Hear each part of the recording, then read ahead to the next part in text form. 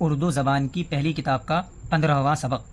اس سبق کے اندر دنوں کے نام ہیں، وہ بھی الگ الگ طریقے سے۔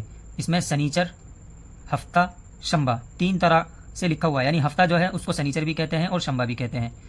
تو سنیچر کون سی زبان میں ہے، ہفتہ کون سی زبان میں ہے اور شنبہ کون سی زبان میں ہے۔ یہاں سے یہاں تک یہ بھی ہفتوں کے نام ہیں، یعنی دنوں کے نام ہیں، یہ بھی دنوں کے نام ہیں، یہ بھی دنوں کے نام ہیں۔ جیسا کہ اس سے پہلے میں نے آپ کو بتایا تھا کہ میرے پاس ایک کتاب ہے حمد باری کر کے، اور یہ میں نے یوٹیوب چینل پر ڈالی ہوئی ہے، آپ اس کا بھی مطالعہ کر سکتے ہیں، پڑھ سکتے ہیں۔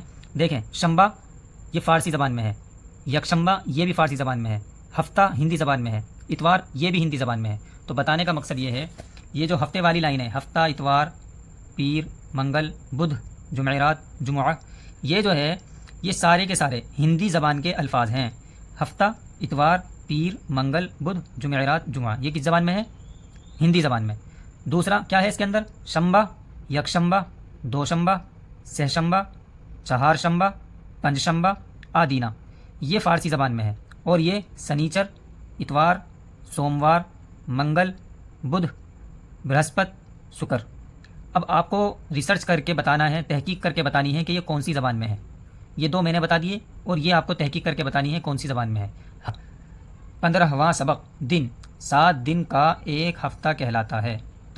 اتوار کے دن تمام کچہریاں بند رہتی ہیں۔ کسی گاؤں میں جمعے کے دن، کسی میں پیر کے دن پینٹ یا ہاٹ لگتی ہے۔ پینٹ اور ہاٹ یہ دونوں ایک جیسے الفاظ ہیں، کہیں پینٹ کہا جاتا ہے اور کہیں ہاٹ کہا جاتا ہے۔ کسے کہتے ہیں؟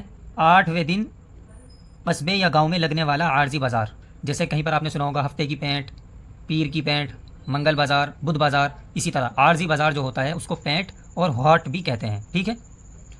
آئندہ یکشنبے کو سورج گرہن کی تعطیل ہوگی۔ دوشنبہ، سہشنبہ اور چہارشنبہ کو ہولی کی چھٹی ہوگی۔ سوموار کے دن گنگا اسنان کا بڑا میلہ ہے۔ پیر کے دن ہمارا امتحان شروع ہوگا۔